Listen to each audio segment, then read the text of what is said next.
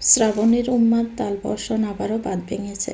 আকস্মিক মেঘের গর্জনে নীলিমা বিদীর্ণ করে নামল দানা স্নান। হঠাৎই প্রাকৃতির এই রুদ্রকোষে কিঞ্চিত সচকিত হয়ে উঠল তৃষা। ওর বাদামি চোখের মণিদ্বয় একরাশ শঙ্কা নিয়ে জানালার দিকে নিবদ্ধ। ঠিক তখনই আর্যর বলিষ্ঠ বাহুদয় তৃষার মেধহীন কোমরখানা আষ্টে ফিষ্টে জড়িয়ে ধরল। আকস্মিক এই নৈকট্য তৃষার হৃৎপিণ্ডটা বক্ষপিঞ্জরে অবাধ্য অশ্বের ন্যায় চঞ্চল হয়ে উঠল। আর্য নিজের চিবুকটা তৃষার কাঁধে রেখে নিচস্বরে ভরাট কণ্ঠে বলল, ভয় পাচ্ছ তৃষা? তৃষা নিজেকে ছাড়িয়ে নেওয়ার ব্যর্থ প্রচেষ্টা অব্যাহত রেখে বলল, না, তৃষা নেওয়াজ ভয় পায় না। আর্য বাম ব্রুটা ঈষৎ নাচি বলল, সিরিয়াসলি? তৃষা দৃঢ় কণ্ঠে প্রত্যুত্তর দিল, সত্যি তো? ছাড়ুন আমাকে। প্রশ্ন করেছি, উত্তর দাও। আপনার উত্তর দিতে আমি বাধ্য নই।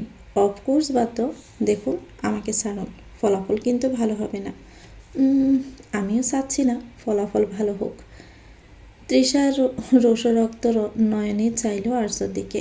সঙ্গে সঙ্গে আর্যর মদিরাচ্ছন্ন দৃষ্টিতে কিঞ্চিত থমকাল।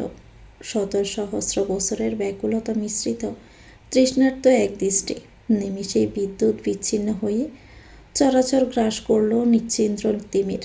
জানালার ওপাশে ফলয়নাছনে মত্ত সৌদামিনীর তীব্র বিচ্ছুরণে পলকের তরে কক্ষটি আলোকিত হলেও পরক্ষণে গুটগুটে আধারে ডুবল চারপাশ। ঠিক সেই মুহূর্তে এক কর্ণবিদারী বজ্রপাতে কেঁপে উঠল ধরণী। তৃষা ভয়ে শিউরে ওঠে। আর্যর প্রশস্ত বক্ষতলে মুখ লুকাল। আর্যর মৃদু হেসে তৃষার কপা কাঁপতে থাকা তন্নি দেহখানি দুই বাহু দুর্বেদ্য আবেষ্টনীতে পিষ্ট করে আরও নিবিড়ভাবে নিজের সত্তায় মিশিয়ে নিল। তারপর খানিক কৌতুকেশ্বরে বলল, একটু আগে কে যেন বলেছিল সে ভয় পায় না, নাকি আমি ভুল শুনেছি? তৃষার কর্ণকুহরে আর্যর পরিহাস মিশ্রিত কণ্ঠস্বরটা পৌঁছাতেই ওর তপ্ত ললাট আর্যর বক্ষপঞ্জর থেকে বিদ্যুৎ বেগে সরে এলো। এক মুহূর্তের বিমূঢ়তা কাটিয়ে উঠে ও সজোরে আর্যর বাহুডোর ছিন্ন করার প্রয়াস চালিয়ে বলল, আমি ভয় পাই না, এটা জাস্ট রিফ্লেক্স অ্যাকশন ছিল। আপনি কেন এখানে যেই থাকতো আমি হয়তো তাকেই জড়িয়ে ধরতাম। পারতে না। আর্য সরাসরি জবাবে তৃষা কিঞ্চিত ব্রুকুচকে তাকালো। মানে? আর্য আবার প্রসারিত হাসল খানিকটা। আশেপাশে দৃষ্টি বুলিয়ে পরক্ষণে তৃষার দিকে চাইল। তৃষা তখনও আগ্রহী দৃষ্টি মিলে চেয়ে আছে ওর দিকে। ও দৃঢ়লয়ে দৃঢ় কণ্ঠে বলল, ইউ নো তৃষা, মানুষ বিপদে পড়লে সেখানেই আশ্রয় নেই যেখানে সে নিরাপত্তা খুঁজে পায়। তৃষা কয়েক মুহূর্ত স্তব্ধ হয়ে আর্যর দিকে চেয়ে রইল। কথাটার গভীরত্ব ওর অন্তরাত্মাকে স্পর্শ করলেও মেকি গাম্ভীর্য বজায় রেখেও মুখ ঘুরিয়ে নিল। উষ্টা ধরে এক সিলতে তাচ্ছিল্য ফুটিয়ে বলল, আপনার এই ফিলোসফিক্যাল কথাগুলো দয়া করে নিজের কাছে রাখুন ক্যাপ্টেন। আপনার নিরাপত্তা কিংবা আশ্রয় কোনোটারই প্রয়োজন আমার নেই। আর দয়া করে নিজের উপর এত আত্মবিশ্বাস রাখবেন না যে আমি শুধু আপনার কাছে নিরাপদ বোধ করি। আর্য তৃষাকে সামান্য দূরত্ব নিয়ে ওর দুই পাশে হাত রেখে ওকে দেওয়ালের সাথে এক প্রকার বন্দি করে ফেলল। নিবিড় অন্ধকারেও আর্যর চোখে সেই তীব্র মধিরতা তৃষা শ্বাস প্রশ্বাসকে উলটপালট করে দিচ্ছিল। আর্য বড্ড নিচু স্বরে বলল, আত্মবিশ্বাস নয় তৃষা, এটা অধিকার। তুমি মুখে যতই অস্বীকার করো না কেন, তোমার এই চঞ্চল হৃৎপিণ্ডটা কিন্তু অন্য কথাই বলছে। শুনবো নাকি ওটা কি বলছে? তৃষার হৃদযন্ত্রে দুঃখপোকানির মাত্রা ছাড়িয়েছে বহু পূর্বেই। ও আর্তস্বরে বলল, আপনি সীমা লঙ্ঘন করছেন। সরুন বলছি। আর্য সরার বদলে আরও ইঞ্চিখানেক ঝুঁকে এলো তৃষার দিকে। ওর উষ্ণ নিঃশ্বাস এখন তৃষার ললাটে বিচরণ করছে। তৃষা ভয়ে আর আবেশে চোখ দুটো শক্ত করে বুঝল। আর্যর বলিষ্ঠ অবয়ব যখন ওকে পুরোপুরি গ্রাস করে নিতে উদ্যত, তখনই থরথরিয়ে কম্পিত হলো তৃষার তন্নি দেহখানি। ও রুদ্রকণ্ঠে কিছু বলার আগেই আচমকা আর্য নিচু হয়ে তৃষার গ্রীবায় ঠিক বিউটি বর্ণের উপর নিজের তপ্ত উষ্ঠাধর চেপে ধরল। সেই স্পর্শে ছিল না কোনো তৃষ্ণা, কোনো অধিকারত্ব, বরং এক নমনীয় প্রণয়ের চিহ্নস্বরূপ ও নিজের অস্তিত্বের এক স্থায়ী মোহর অঙ্কিত করে দিল তৃষার শুভ্রতাকে। এক মুহূর্তে সে তীব্র স্পর্শে তৃষার মুখ দিয়ে অস্পষ্ট এক আর্তনাদ বেরিয়ে এলো। ওর আঙ্গুলগুলো আর্যর শার্টের হাতা সজোরে আঁকড়ে ধরল, কিন্তু ওর বিস্ময়ের সীমা চূড়ান্তে পৌঁছে পরক্ষণে আর্য নিজেকে এক ঝটকায় সরিয়ে নিলে জানালার পাশে গিয়ে দাঁড়ালো। তৃষা তখনও সেই স্পর্শের ঘোরে আচ্ছন্ন। ওর বুকটা দ্রুত উঠানামা করছে। ও ভেবেছিল আর্য হয়তো আজ সমস্ত দূরত্ব গুছিয়ে দিবে। ওর অনিচ্ছা সত্ত্বেও জোরপূর্বক আদায় করবে স্বামীর অধিকার, নিবারণ করবে পুরুষত্বের তৃষ্ণা। আর্য অন্ধকারের মাঝেই তৃষার বিভ্রান্ত মুখশ্রীদিকে সে এক সিলতে ম্লান হাসল। বরাট কণ্ঠে বলল, অবাক হচ্ছ? আমি সেই স্তরের কাপুরুষ নই যে তোমার ইচ্ছের বিরুদ্ধে তোমার সাথে কিছু করব। শরীরের অধিকার পাওয়াটা বড্ড সহজ, কিন্তু আমি তোমার ওই পাথরের মতো শক্ত মনটার পূর্ণ আত্মসমর্পণ চাই। যেদিন তুমি পুরোপুরি আমাকে মেনে নিতে পারবে সেদিনই আমি তোমাকে চাইব, তোমাকে আপন করে নিব নিবিড়ভাবে। তার আগে নয়। নিশ্চিন্তে থাকতে পারো তুমি। বলে কক্ষ ত্যাগ করলো আর্য। ওর প্রস্থান পথের দিকে সে তাচ্ছিলেন হাসি হাসল তৃষা। চক্ষু কার্নিশ বেয়ে টুপটাপ গড়িয়ে পড়ল কয়েক ফোঁটা অশ্রুকণা। কত নীতিকথা শুনিয়ে গেলেন আমায় ক্যাপ্টেন, অথচ আপনি জানলেনই না এই বিচ্ছেদ আমাকে ঠিক কতটা পোড়াচ্ছে, ক্ষণে ক্ষণে কতটা গভীরভাবে নিঃশেষ করে দিচ্ছে আমাকে। দীর্ঘ রজনীর ভারী বর্ষণের সমাপ্তি ঘটিয়ে নবপ্রভাতের আগমনে আলোকিত ধরিত্রী এক অপার্থিব মৌনতায় মগ্ন। প্রকৃতি কদম পাতায় পাতায় জমে থাকা অবাধ্য বৃষ্টির অবিশ্বাস্টাংশ টুপটাপ ঝরে পড়ছে ভিজা ঘাসের উপরে। মাটির শ্বেত গন্ধ ভারী হয়ে আছে গ্রামের নিস্তরঙ্গ বাতাস। প্রাতরা সেরেছে কিছুক্ষণ আগে সবাই। বর্তমান সকলে মগ্ন গল্পগুজব আর আলাপচারিতায়। উঠোনের শিউলি তলায় আসল জমেছে বেশ। বাড়ির সকলে উপস্থিত সেখানে, তবে অপরিচিতদের মধ্যে রয়েছে তৃষা, বাড়ির পার্শ্ববর্তী ওর এক চাচা, দুই মেয়ে। ইফরাত জোরাজুরিতে শেষমেশ কক্ষ ছেড়ে বেরোলো তৃষা। বলা বাহুল্য টুইঙ্কেলকেও কিঞ্চিত মিস করছিল, সেই কারণে বের হওয়া। সবে সিঁড়িতে এক পা রেখেছে কি রাখেনি, হঠাৎই ওর দৃষ্টিগোচর হলো এক অপ্রীতিকর দৃশ্য। আর্য ঠিক পাশ ঘেঁষে বসেছে ওর ওই উটকো মেয়ে দুটো।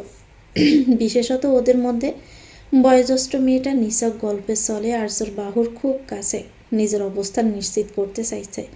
তৃষার মেজাজ মুহূর্তে সপ্তমে চড়ল। রাগে রিরি করে উঠল সর্বাঙ্গ। উহার এক মুহূর্ত স্থির হয়ে রইল না, ওইখান থেকে হাঁক ছাড়ল, ক্যাপ্টেন। আকস্মিক তৃষার এমন সম্বোধনে আর্য কৌতূহলী দৃষ্টিতে তৃষার দিকে চাইল। উপস্থিত সকলের রুদ্রক দৃষ্টিও নিবদ্ধ হলো ওর দিকেই। তবে তা তোয়াক্কা না করে তৃষা ফের বলল, উপরে আসুন, উপরে আসুন একবার, আপনার ফোনে কেউ কল দিচ্ছে। আর্য কিঞ্চিত ব্রু কুঁচকে বলতে যাচ্ছিল যে ফোন তো তার কাছেই রয়েছে, অথচ ওকে মাঝ রাস্তাতেই থামিয়ে দিয়ে তৃষা ফের বলল, ইমার্জেন্সি কল। আর একটাও বাক্য ব্যয় না করেও গটগট পদক্ষেপে এগিয়ে গেল কক্ষের দিকে। আর্য তীক্ষ্ণ মস্তিষ্ক তৃষার কথার প্রচ্ছন্ন অর্থ বুঝতে পারল হয়তো। ও তৎক্ষণাৎ উপস্থিত সকলের উদ্দেশ্যে সালাম জানিয়ে তৃষার পিছু পিছু গেল। কক্ষে এসেই কিঞ্চিত শব্দ করে কপাট লাগালো আর্য। তৃষা এসে অবস্থান নিয়েছে জানালার ধারে। কক্ষে কারো উপস্থিতি অনুভব হতেই তৃষা ক্ষিপ্ত মেজাজে পিছন ফিরল। ওর বুকের উঠানামার রক্তিম কপোলদ্বয় আর্যর পৌরসকে এক অদ্ভুত প্রশান্তি দিচ্ছিল। তৃষা দাঁত কিড়মিড় করে বলল, খুব এনজয় করেছিলেন তাই না মিস্টার ক্যাপ্টেন?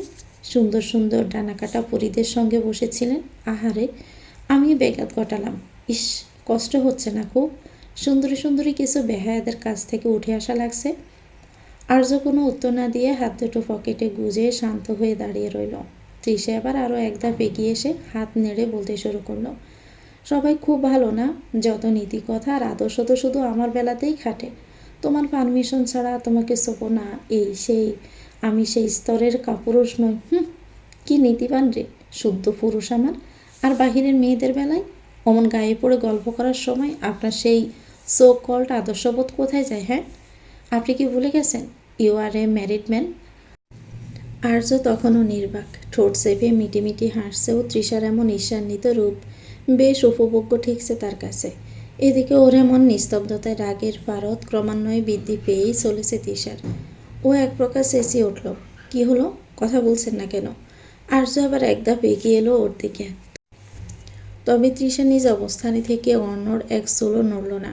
আর্য ঠিক তৃষার ঈষৎ বাদামি রঙা চক্ষু মণিদ্বয় বরাবর মদিরাচ্ছন্ন দৃষ্টি বিদ্ধ করে বলল, actually I am enjoying this view. Trisha নেওয়াজকে এইভাবে পড়তে দেখাটা যে কতটা স্যাটিসফাইং তা হয়তো তুমি কল্পনাও করতে পারবে না। So tell me my dear wife, are you jealous? Trisha মুখ ঘুরিয়ে নেওয়ার ব্যর্থ প্রচেষ্টায় রুদ্ধশ্বাসে বলল, জেলাস মাই ফুট? আমি কেন জেলাস হতে যাব? আমি শুধু আপনার ইরেসপন্সিবল বিহেভিয়ার নিয়ে কথা বলছি। আর্য আবার আরও খানিক এগিয়ে এলো। Don't lie to me Trisha. এদিকে ওর এমন সান্নিধ্য মুহূর্তেই সমস্ত রাগ ফুস করে মিলিয়ে গেল তৃষার। এক অজানা কারণেই 2 কদমও পিছালো। দেখুন, আর্য বাঁকা হাসি মিলে বলল, দেখছি তো। আই থিঙ্ক আমার চোখে ইদানিং সমস্যা হয়েছে, এজন্য ভালোভাবে দেখার জন্য তোমার কাছাকাছি যাচ্ছি। কিন্তু তুমি কেন পিছাচ্ছ? দূরে সরুন বলছি। আর্য এগোতে লাগলো ওর দিকে। এদিকে পিছনে আর কয়েক ইঞ্চি বাকি, তারপরে মস্ত দেওয়াল। নড়বার জায়গাটুকু নেই। স্বভাবতই কিঞ্চিত ভয় পেল তৃষা, তবে মুখে তার লেশ মাত্র বুঝতে দিল না। এদিকে আর্য ওর দিকে এগোতেই আছে। তৃষা অস্থির চিত্তে সেখান থেকে পালাতে ব্যাকুল। অথচ আর্য যেন আজ দৃঢ় প্রতিজ্ঞা তৃষাকেও শেষ করেই ছাড়বে নিজের ইশারায়। তৃষা ব্যর্থ ভঙ্গিতে চোখ খিচে বলল, সরুন, আমার কাছ থেকে সরুন, না হলে কিন্তু খবর করে দিব আমি আপনার। আর্য ওষ্ঠাধর কোণে বাঁকা হাসি ফুটিয়ে বলল, কি খবর করবেন ম্যাডাম? খবর তো অলরেডি আপনার হয়েই যাচ্ছে মনে হচ্ছে, তাই না জান পাখি? আর্যর মুখ থেকে শেষ শব্দটা বড্ড দীর্ঘায়িত হয়ে বের হয়ে এলো। তৃষার মনে হলো শির দ্বারা বেয়ে এক তীব্র শিহরণের স্রোত বয়ে গেল। ওর অন্তরাত্মায় তখন প্লাবন বইছে। সমস্ত প্রতিরোধ ভেঙে চুরমার হয়ে যেতে চাইছে। ও মুখ ঘুরিয়ে নেওয়ার চেষ্টা করতেই আর্য নিজের বাম হাতটাও অন্য পাশের দেওয়ালে রাখল। এখন তৃষা পুরোপুরি আর্যর বলিষ্ঠ বাহু ধরে বন্দি। আর্য বাঁকা হেসে বলল, কি হলো? সামান্য একটা সম্বোধনে এতটা থমকে গেলে? অথচ সেই তুমি চাও আমি তোমার কাছাকাছি আসি। So are you ready my love? Trisha এবার জেদ ধরল। ও হার মানা পাত্রী নয়। লোকটা যদি মায়ার জাল বুনতে জানে, তবে ও জানে কিভাবে সে জাল ছিন্ন করতে হয়। তৃষা হঠাৎ আর্যর চোখে চোখ রাখল। তারপর আর্যর কলারটা টেনে ওর মুখের খুব কাছাকাছি নিজের মুখটা নিয়ে গেল। আর্যর চোখের মনে বিস্ময়ে কিঞ্চিত সংকুচিত হতে তৃষা বাঁকা হেসে বলল, আর আপনাকে পুরোপুরি শেষ করে দিতে আমার সামান্যতম বাক্য ব্যয় হবে না মিস্টার। তুচ্ছ একটা ইশারাই যথেষ্ট। বলে আর্যর শার্টের কলারটা আর সামান্য মুঠোয় টেনে নিয়ে তৃষা সশব্দে একটি চুম্বন প্রস্তাবের ইশারা করল। তৃষার এমন অতর্কিত দুঃসাহসের আসরে আর্যর পুরুষালী দম্ভ মুহূর্তেই ধূলিসাৎ হয়ে গেল। ও প্রস্তরবিত হয়ে স্তব্ধ হয়ে দাঁড়িয়ে রইল বিমূঢ়ের ন্যায়। তৃষার বলিষ্ঠ বাহুর উপরে আলতো করে নিজের কোমল হাতের স্পর্শ বলিয়ে এক অপার্থিব দাহ সৃষ্টি করে বিদর্ভে কক্ষ ত্যাগ করল। আর্য শুধু দেখল ওর বোকা মানবী আজ শিকারী সেজে বড্ড নিপুণভাবে তাকে পরাস্ত করে গেল।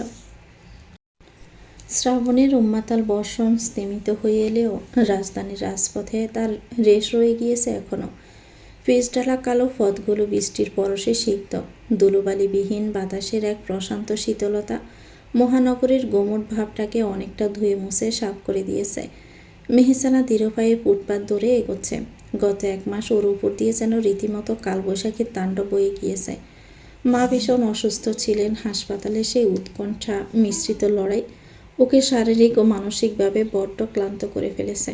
2 দিন হলো মাকে বাসায় পৌঁছে দিয়ে ওর নিজের প্রাত্যহিক জীবনে ফিরেছে। কিন্তু হৃদয়ের কোথাও যেন একরাশ শূন্যতা অশ্লান্তি বাসা বেঁধে আছে এখনও। সহসা ও কর্ণবিদারী ব্রেক কষার শব্দে মেহসানার চিন্তার জাল ছিন্ন বিচ্ছিন্ন হলো। চমকে উঠেও দেখল একটা দবদবে সাদা রঙের বিলাসবহুল গাড়ি ওর ঠিক সামনেই উদ্যত ভঙ্গিতে এসে থেমেছে। চাকার ঘর্ষণে রাস্তা জমে থাকা বৃষ্টির জল ছিটে এসে মেহসানার ওনার এক কোণে লাগলো।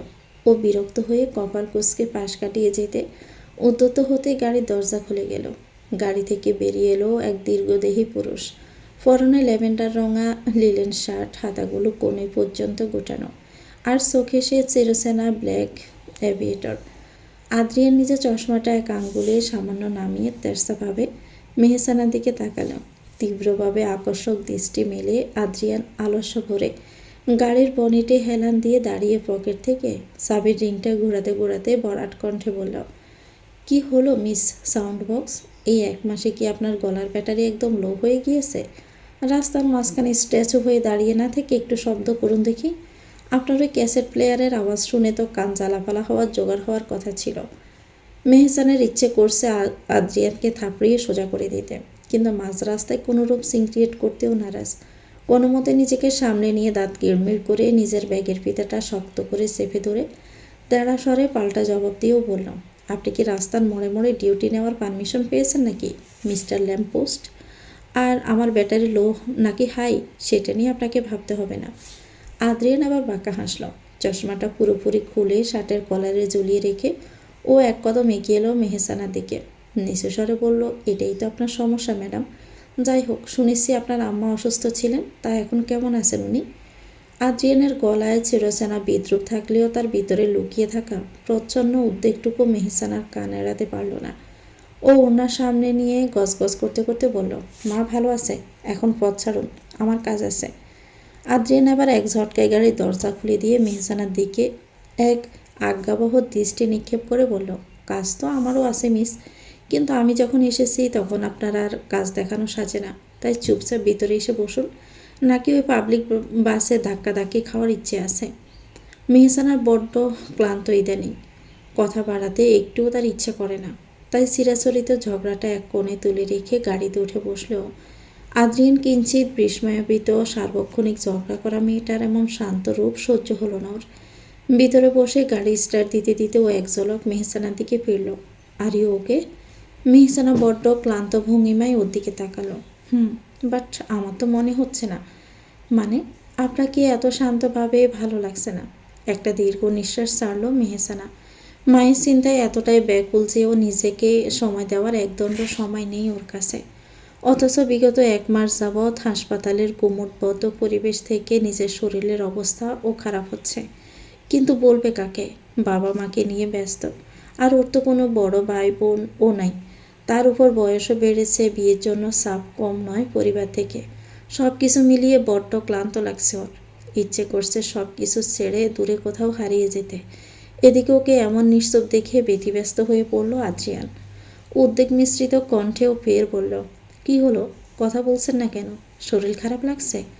মেহসানা প্রতিউত্তর করল না, কেবল নাবোধক মাথা নাড়িয়ে বোঝালো ওর খারাপ লাগছে না। তবে আদ্রিয়ানের দৃষ্টি এড়ালো না ওর ক্লান্ততা। ও কথা না বাড়িয়ে গাড়িটা অন্যদিকে ঘোরালো। মেহসানা প্রশ্নাত্মক দৃষ্টি মেলতে আদ্রিয়ান ইশারায় ওকে শান্ত করল। ক্ষণিকের ব্যবধানে দুর্বার গতিতে চলমান গাড়িটার বেগ বনানীর আবির্জাত্যকের এক নিভৃত কফি শপের সামনে এসে স্তিমিত হলো। মেহসানা বিস্ময়ে বিমর হয়ে আশেপাশে দৃষ্টি বোলাতে তৎপর। আদ্রিয়ান কোনো বাক্য ব্যয় না করে নেমে এসে মেহসানার দিকে দরজাটা খুলে দিল। মেহসানা বিস্মিত কণ্ঠে বলল, এইখানে কেন? আগে নামুন। কিন্তু আরে নামুন না মিস, ঘুরতেই এসেছি, কিডন্যাপ তো করিনি আপনাকে। বাট আবারও? আদ্রিয়ান এবার এক মুহূর্তে স্থির হয়ে রইল না, এক প্রকার টেনে বের করে আনলো মেহসানাকে। মেহসানাও আজ বারণ করলো না। কেন? মন খারাপ বলে, নাকি মানুষটার পাশে স্বস্তি অনুভব করছে তাই? কি জানি। ভেতরে প্রবেশ করলো সরই জগল। কাছের এপারে সোনালি আলোক ছটায় মোড়ানো ক্যাফেটি শান্ত পরিবেশ এক লহময় মেহসানার অবসাদগ্রস্ত মনকে দোলা দিল। কফির তীব্র সুবাস আর মৃদু যন্ত্রসঙ্গে স্নায়ুগুলোকে শীতল করে দিল। কোণের একটি নিভৃত টেবিলে ওরা বসল। আদ্রিয়ান মেনু কার্ডটা একপাশে রেখে মেহসানার দিকে স্থির দৃষ্টিতে তাকালো। মেহসানা গাড় গড়িয়ে জানালার বাহিরে দ্রুতগামী শহরের দিকে সে বিরক্তি সুরে বলল, এখানে নিয়ে আসার মানে কি? আমি বাড়ি যেতে চেয়েছিলাম। আদ্রিয়ান টেবিলের উপর দুহাত আড়াআড়ি করে রেখে একটু হাসল। আপনার চেহারা দেখলে মনে হচ্ছে কেউ আপনাকে চিবিয়ে গিলে ফেলেছে। স্রেফ 1 কাপ কফি খান। আপনার ওই হ্যাংওভার মার্কা মুখটা অন্তত মানুষের পর্যায়ে আসুক। মেহসানা তেড়ে ফুঁসে উঠতে গিয়েও দমে গেল। আদ্রিয়ান এবার ওর দিকে কিঞ্চিত ঝুঁকে এসে আকস্মিক কোমল কণ্ঠে বলল, মিস সাউন্ডবক্স, অনেক তো একা লড়াই করলেন, মাঝে মাঝে রিল্যাক্স করা অপরাধ না। মেহসানা অবাক হয়ে ওর দিকে তাকাতে আদ্রিয়ান অত্যন্ত সহজভাবেই টেবিলের উপর রাখা মেহসানার বরফ শীতল হাত দুটোর উপর নিজের উষ্ণ তালু রাখল। আকস্মিক এই স্পর্শে মেহসানার বুকের ভিতরটা যেন চলাৎ করে উঠল। ও কিঞ্চিত কেঁপে উঠে হাত সরিয়ে নিতে চাইল, কিন্তু আদ্রিয়ান ওর হাতটা আরও একটু দৃঢ়ভাবে চেপে ধরল। এক সমুদ্র সমান আশ্বাসের সহিত মৃদু হেসে বলল, এই যে হাত দুটো কাঁপছে কেন? নিজেকে বড্ড একা মনে হয় তাই না? Listen Mehsana, I am not just argumentative like you.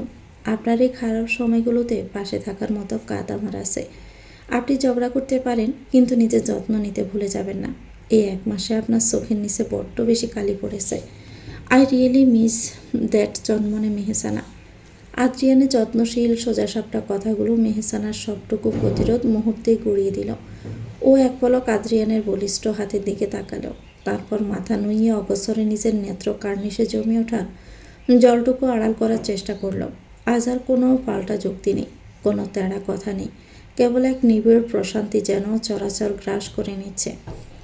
মৃদুমন্দ শীতল হাওয়া বইছে, বৃষ্টির দেখা নেই। আকাশ জুড়ে মেঘেদের অলস মন্তর গমনে সূর্য আজ বড্ড ম্রিয়মাণ। তার তেজিন কিরোচন্ন গাছের গণপল্লবের পাক গলে মিঠু পথে আলপনা আঁকছে। বর্ষণের আর্দ্রতায় এক অদ্ভুত নাতিশীতোষ্ণ প্রশান্তি চারদিকে। প্রতিদিনের ন্যায় আজও অপরাহ্নে ঘুরতে বেরিয়েছে তৃষা, তবে তার সঙ্গে আজ ভিন্নজন, টুইঙ্কেল আর আর্য। মূলত টুইঙ্কেলকে গ্রামে ঘুরতে নিয়ে বেরিয়েছে তৃষা, আর ওদের পিছু নিয়েছে আর্য। কাদা জলে সিক্ত মেঠো পথ ধরে হাঁটছে ওরা। তৃষার হাত ধরে ছোট ছোট পায়ে কাদার আলি এড়িয়ে হাঁটছে টুইঙ্কেল।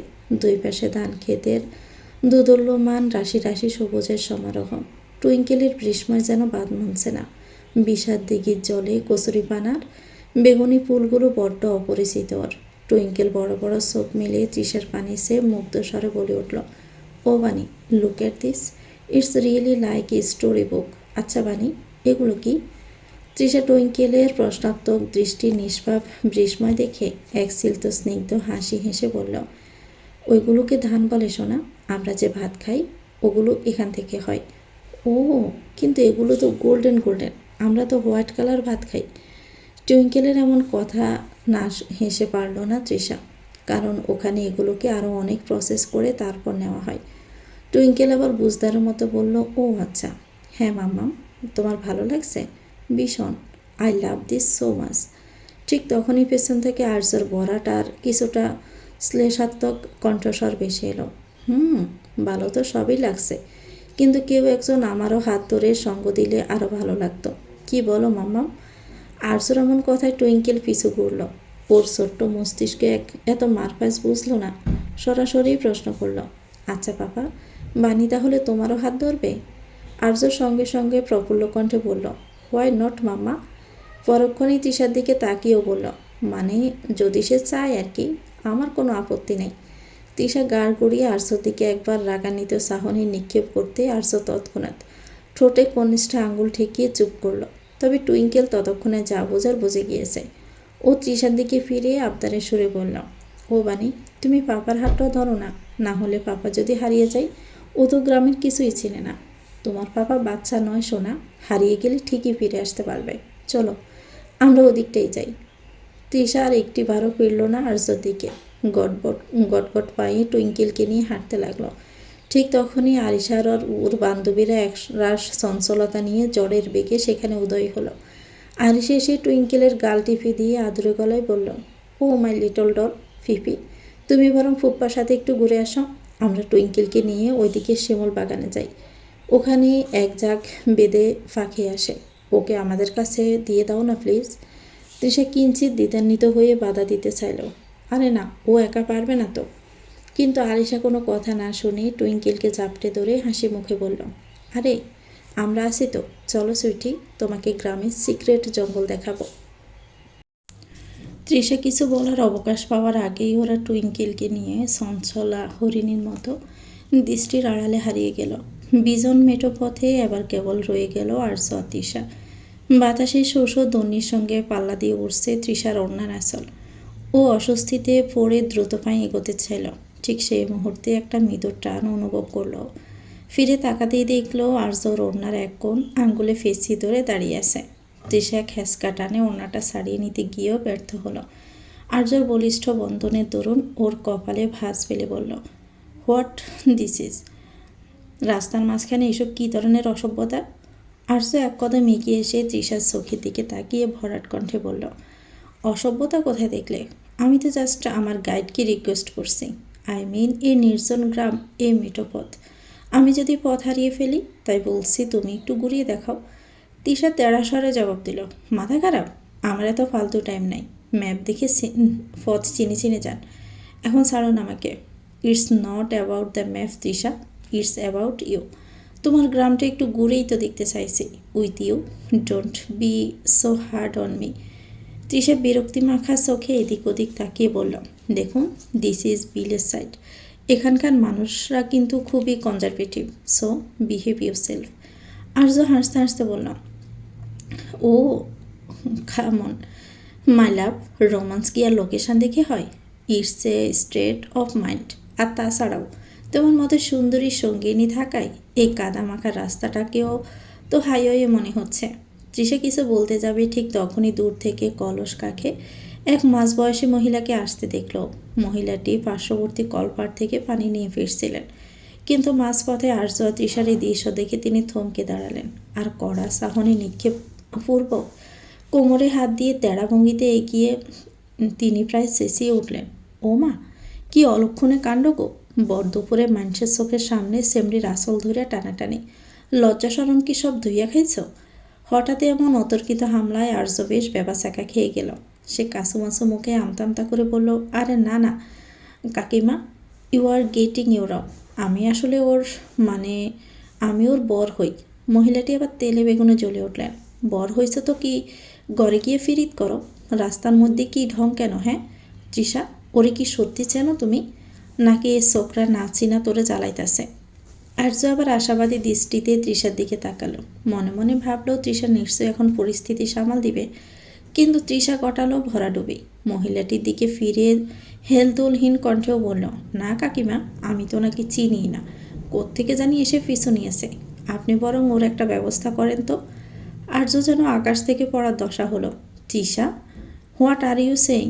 আমি তোমার বর, আর তুমি বলছো চেনো না? মহিলাটি আবার আর্যর দিকে তেড়ে আসতে গিয়ে এর আগে গজগজ করে বললেন, চিনিস না? দাঁড়া, আজ তোর একদিন কি আমার একদিন, অসভ্য আমরা।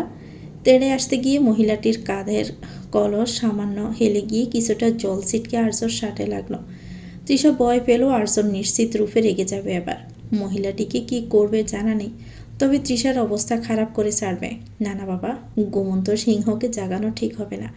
সে দ্রুত মহিলাকে থামিয়ে দিয়ে বলল, আরে না না কাকিমা, থাক থাক, আসলে ওর মাথায় একটু সমস্যা আছে তো, মাঝে মাঝে আবল তাবল বলে। আপনি কিছু মনে করবেন না, আপনি বরং যান। মহিলাটি আসানো কেমন বাধা পেয়ে এবার তৃষার দিকে ফিরে মুখ ঝামটা দিয়ে বললেন, মাথায় তোরই সমস্যা আছে, কত কি ঢং করলি আমার সাথে, আমার পানিটাই পড়ে গেল, মরণ আর কি।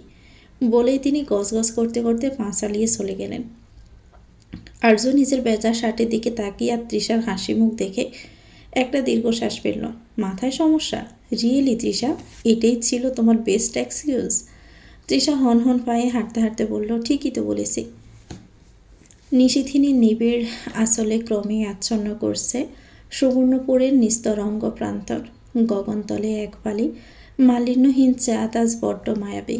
তার নিচে ঠাঁই পেয়েছে রূপলি জ্যোৎস্না সিক্ত ধানক্ষেতগুলো। দূর জনপদ হতে ভেসে আসা ভেঙে সমবেত ঘ্যানর ঘ্যানর ধ্বনি আর ঝিঝি পোকার অবিরাম তার নিস্তব্ধ ধরণীতে এক বিচিত্র সুরের মূর্ছনা ছড়িয়ে দিচ্ছে।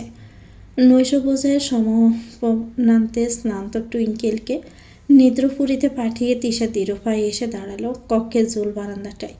সিক্ত মাটির স্পর্শ, আদিম সোদা গন্ধ আর শীতল সমীকরণে স্পর্শে ওর উন্মুক্ত কেশরাজি অবাধ্য হয়ে লুটোপুটি খাচ্ছে ললাটে। এক অপার্থিব মনতায় ও চেয়ে আছে দূর দিগন্তের ওই ম্লানিমাজল জ্যোৎস্নার পানে।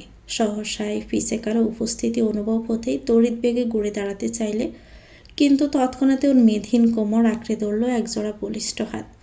কিঞ্চিত কম্পিত হওয়ায় পর মুহূর্তে আগন্তকের অস্তিত্ব উপলব্ধি করেই ও থমকাল। পরিচিত ভেজা ভেজা গন্ধটা অনুভব করে হৃদয়ের শিহরণ তুমুল হয়েছে ওর।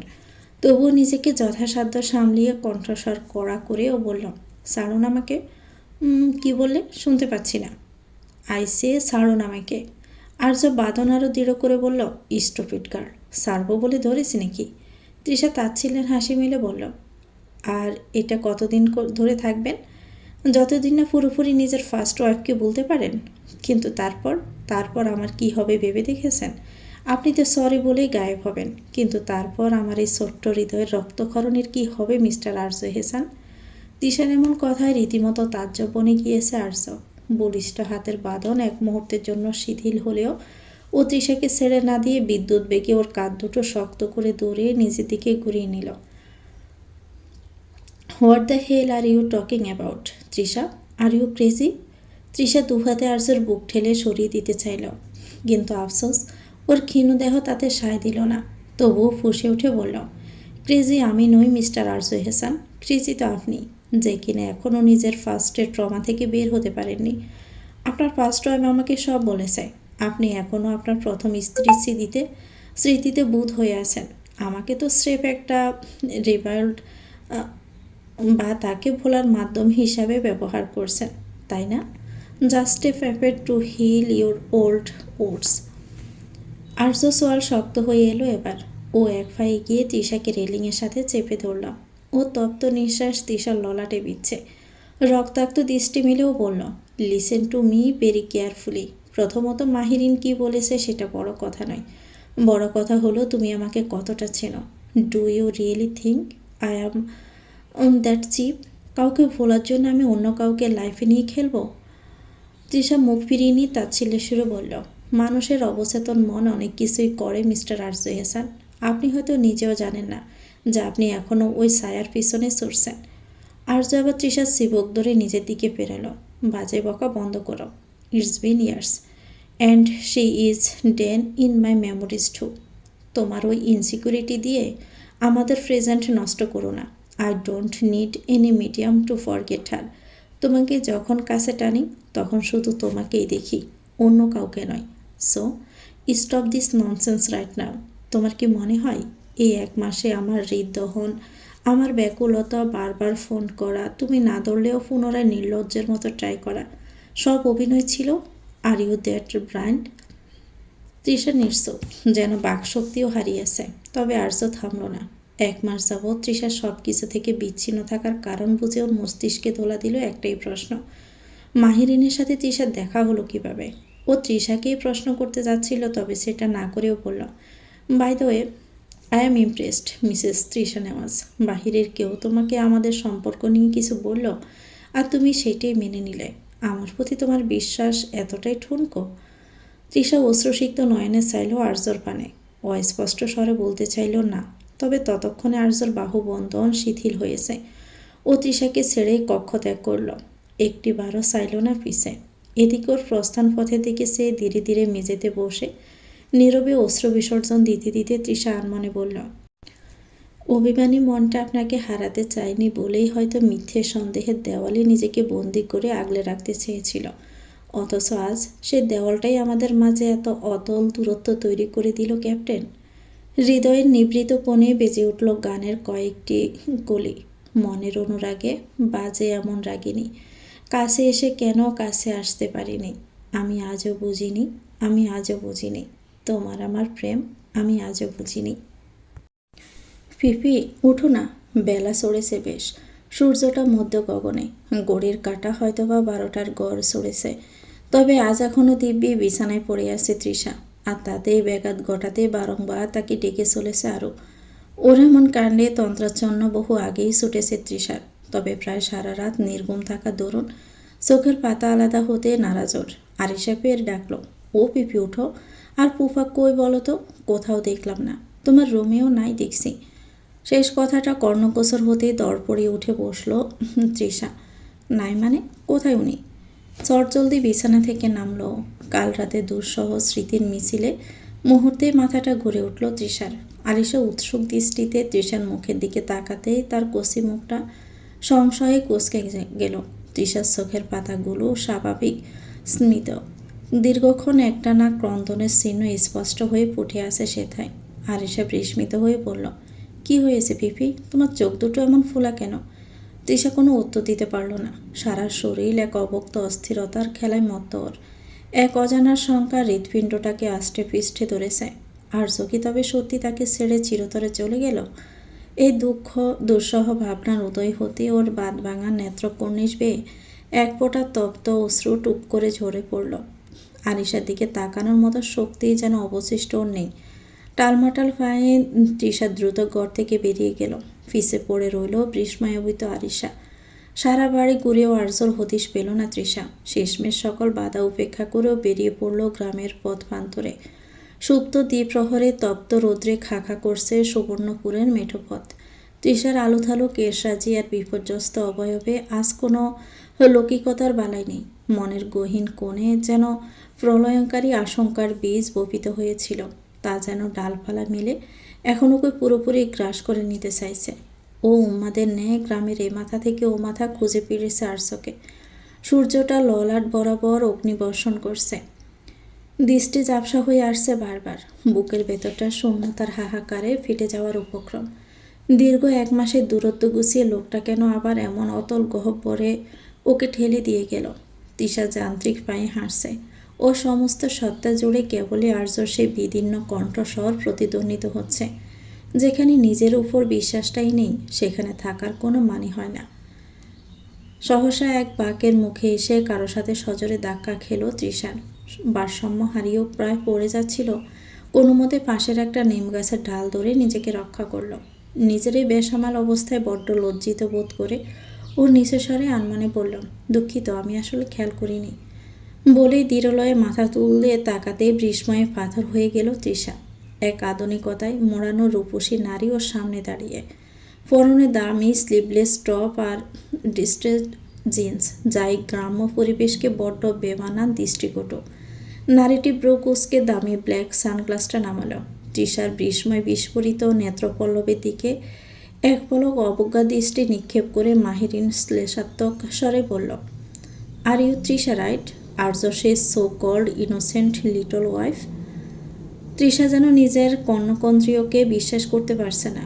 সুবর্ণপুরের এই ধূলিময় পথে মাহিরিনের উপস্থিতি ওর কাছে কোনো দুঃস্বপ্নের চেয়ে কম কিছু মনে হচ্ছে না। ও অস্পষ্ট স্বরে কেবল উচ্চারণ করতে পারল, আপনি আপনি এখানে কিভাবে? মাহিরিন তাচ্ছিল্যের দৃষ্টি হেনে বলল, that's none of your business. By the way, আমার ডার্লিং এই গ্রামটা কিনতে চাই। আই ডোন্ট নো হোয়াই। ও এমন চিপ ভিলেজ পছন্দ করেছে, বাট কি আর করার, টাকা আছে। সো নিজ গ্রাম সম্বন্ধে এমন কুরুচিপূর্ণ মন্তব্যে তৃষার প্রতিবাদ সত্তা সবে জাগ্রত হতে উদ্যত। ঠিক তখনই পিছন থেকে বেশি এলো পরিচিত পৌরষ কণ্ঠস্বর, তৃষা। কাঙ্ক্ষিত সেই কণ্ঠস্বরে তৎক্ষণাতে ঘুরে তাকালো তৃষা। আরও দৃষ্টি অনুসরণ করে তাকাতেই মাহিরিনের পুরো পৃথিবীর স্তব্ধ হয়ে গেল যেন এক লহমায়। সামনে দাঁড়ানো আর্যর শুভ্র শার্টের হাতা কোনোই অবধি ফোল্ড করা, যেখান দিয়ে স্পষ্ট ফুটে উঠেছে ওর সুঠাম মাংসপেশি আর বাসমান শিরাযুক্ত পৌরষ দীপ্ত হাত। মুহূর্তে মাহিরিনের অবজ্ঞা ঢাকা পড়ল তীব্র বিস্ময়ে। ও নিজের অজান্তেই অস্পষ্ট স্বরে উচ্চারণ করল, আর্য। মাহিরিনের আকস্মিক উপস্থিতিতে তীব্র ঘৃণায় মুখ কুঁচকে এলো আর্যর মুখশ্রী। যে নারীকেও এতকালে হৃদয়ের সিংহাসনে বসিয়েছিল, আজ তাকে ধূলিময় মেঠোপথে দাঁড়িয়ে থাকতে দেখে ওর ভিতরের কোনো অনুরাগের সঞ্চার হলো না। বরং একরাশ কদর্য বিতৃষ্ণা ও শিরায় শিরায় বয়ে গেল। আর্য তপ্ত দৃষ্টি মাহিরিনের দিক থেকে সরিয়ে তৃষার উপর নিবদ্ধ করল। তৃষার রক্তিম চোখের কোণ আর বিপর্যস্ত দশা দেখে আর্যর বুকের ভিতরটা মোচড় দিয়ে উঠল। ও মাহিরিনের আবর্জনা স্তূপের ন্যায় সম্পূর্ণ উপেক্ষা করে তৃষার দিকে এক কদম এগিয়ে আসতে তৃষা ওর দিকে এগিয়ে গিয়ে বলল, কোথায় ছিলেন আপনি? একটা কাজে গিয়েছিলাম, বাট তোমার চোখের মুখের এই অবস্থা কেন? আর তুমি এখানে কেন? আমি ভেবেছিলাম আপনি আমাকে ফেলে চলে গিয়েছেন। যাওয়ার হলে বহু আগেই যেতাম, but it's not possible for me. এখন চলো এখান থেকে। আর্য তৃষার হাত ধরে প্রস্থান প্রস্তুতি নিতে মাহিরিন নিজের হিতাহিত জ্ঞান হারিয়ে ফেলল। আর্যরের চরম অবজ্ঞা ওকে ভিতর থেকে পড়িয়ে দিচ্ছে। ও চিৎকার করে পিছু ডাকলো আর্যকে, আর্য, জাস্ট স্টপ ইট। তুমি কি সত্যি আমাকে চিনতে পারছো না? আমি মাহিরিন, তোমার সেই মাহিরিন যার জন্য তুমি একসময় পাগল ছিলে। আর্যর পা দুটো যেন মাটির সাথে গেঁথে গেল।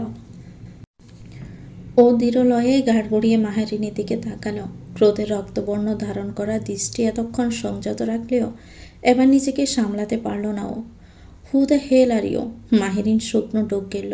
বরাবরই আর্যর আগে সত্তাকে ভীষণ ভয় পায় ও। তবুও বহু কষ্টে সাহসের সঞ্চয় করে বলল, আর্য, তুমি কি সত্যি আমাকে ইগনোর করছো? আই এম মেহেরিন, যার জন্য তুমি পুরো পৃথিবীকে ছেড়ে দিতে পারতে। আর্য সোয়াল শক্ত হয়ে এলো। ও দৃঢ় পায়ে মাহিরিনের কাছে এসে দাঁড়ালো। I don't waste my time remembering graves. How dare you? তুমি এভাবে কথা বলতে পারো না আর্য। তুমি আমাকে ভালোবাসতে। মাহিরিন নির্লজ্জের ন্যায় আর্যর হাতটা ধরতে যেতেই মুহূর্তের মধ্যে আর্য সজোরে মাহিরিনের গালে কষিয়ে থাপ্পড় বসিয়ে দিয়ে আঙ্গুল উঁচিয়ে গর্জে উঠল, don't you dare touch me. তোর মতো একটা দূষিত মানসিকতার নোংরা পদার্থ আমাদের পবিত্র জীবনের আশেপাশে থাকা মানেই পরিবেশটা দূষিত হওয়া। Just get out of my sight before I lose my temper completely. Don't ever try to show your ugly face again. ঘটনার আকস্মিকতায় হতবম্ব তৃষা। ও ভাবতেও পারেনি এমন কিছুটা ঘটবে। তবে আর এক মুহূর্ত নষ্ট না করে তৃষার হাত শক্ত করে ধরে আর্য ওখান থেকে হাঁটা দিল। মাহিরিন তখনও অপমানের যন্ত্রণায় মাঝ রাস্তায় স্থবির হয়ে দাঁড়িয়ে তার দামি সানগ্লাসটা ধুলোয় লুটিপুটি খাচ্ছে। Have I hurt you too much captain? চলতে চলতে তৃষার আকস্মিক প্রশ্নে বিন্দুমাত্র বিচলিত হলো না আর্য, বরং পূর্বের না অটল পদক্ষেপ বজায় রেখে চলতে লাগলো। আর্য দীর্ঘ কদমে তাল মেলাতে গিয়ে তৃষা রীতিমতো হাঁপিয়ে উঠেছে, কিন্তু আর্যর গ্লিপ আলগা হওয়ার কোনো লক্ষণ নেই। ওর মৌনতায় চঞ্চল তৃষা স্থবির হলো।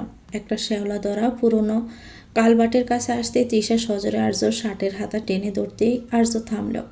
ওর রক্তিম চোখের প্রখর চাহনি তৃষার উপর নিবদ্ধ হতে তৃষা ভয়ে কিঞ্চিত কুঁকড়ে গেল। আর্য দাঁতে দাঁত চেপে গম্ভীর স্বরে বলল, কি হলো? থামলে কেন? বলো, কি বলবে?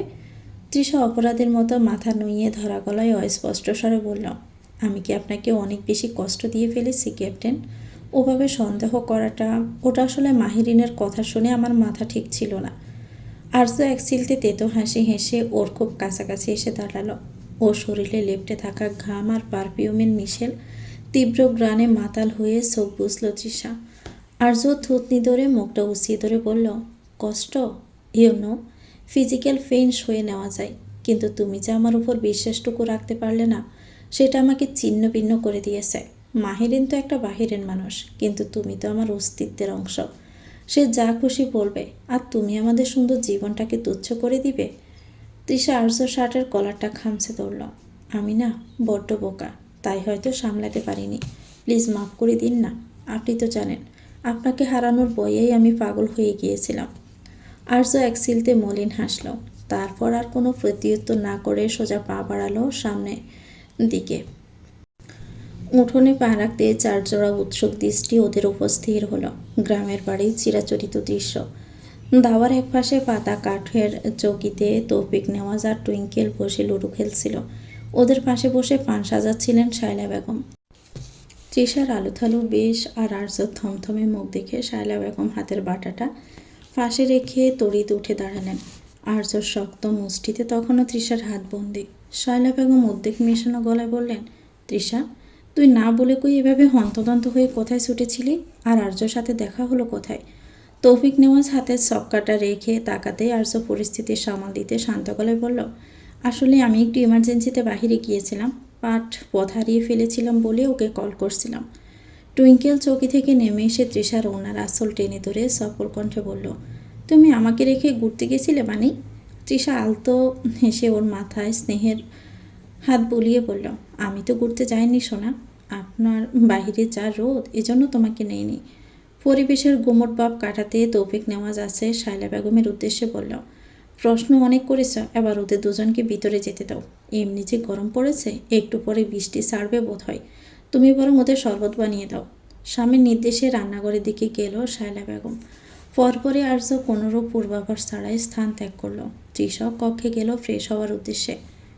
নিশতি রাত, বৃষ্টির রেশ কাটেনি তখনও।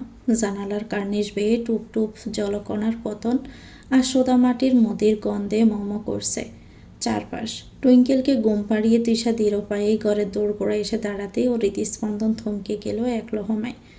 ঘরের টিমটিমে আলোয় ও দেখল আর্য এক হাতে একটি তীক্ষ্ণ ধারালো ছুরি ধরে আছে, যার অগ্রভাগ ঠিক ওর বাম হাতের স্পন্দিত শিরা বরাবর রাখা। অনাগত বিপর্যয়ের সংকেতে তৃষার মস্তিষ্ক কাজ করা যেন বন্ধ করে দিয়েছে। এক ভয়াবহ হাহাকার বুক ছেড়ে বেরিয়ে আসার আগেই ও উম্মাদের ন্যায় ছুটে গিয়ে পিছন থেকে আষ্টে পিষ্টে জড়িয়ে ধরল আর্যকে। ওর সর্বাঙ্গ থরথরিয়ে কাঁপছে। প্রকম্পিত কণ্ঠে চিরে বেরিয়ে এলো নিদারুণ আর্তনাদ, না ক্যাপ্টেন, কি করছেন আপনি? তৃষার আকস্মিকে ও সজোরে আলিঙ্গন আর কান্নায় আর্য একদম স্তব্ধ হয়ে গিয়েছে। ওর হাতের আঙ্গুলগুলোও শিথিল হয়ে এলো। এমন এক অবাস্তব কাণ্ডেও রীতিমতো তাজ্জব বনে গিয়েছে। পিঠে তিশার উত্তপ্ত অশ্রুর স্পর্শ পেতে ও বেকুব কণ্ঠে বলল, কি হয়েছে? পিছন থেকে আর্যর বক্ষাদেশ বরাবর শার্টটা খামচে ধরে তৃষা হিক্কা তুলে কাঁদছে।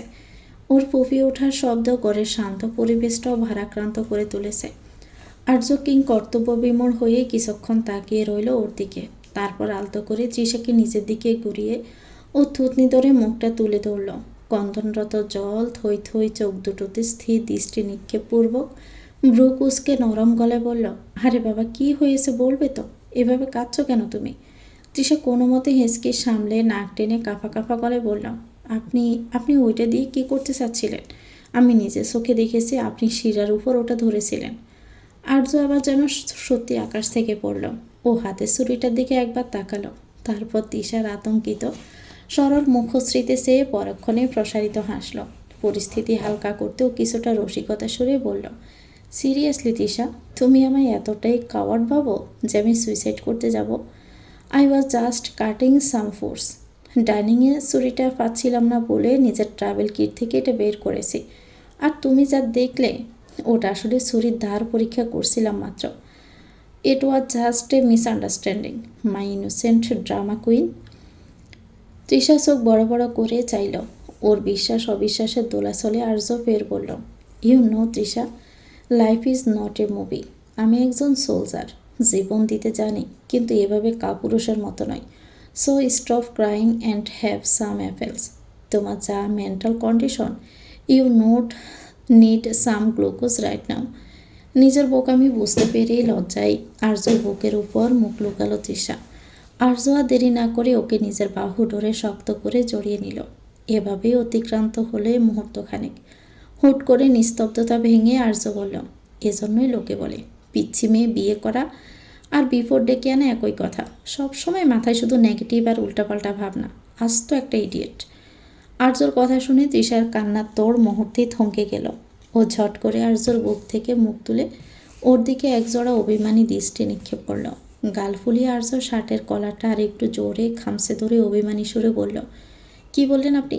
আমি পিচ্ছি মেয়ে? আমি ছোট বাচ্চা? How dare you captain? Arya এক ভ্রু নাচিয়ে মুচকি হেসে বলল, বললাম তো, ভুল কি বলেছি?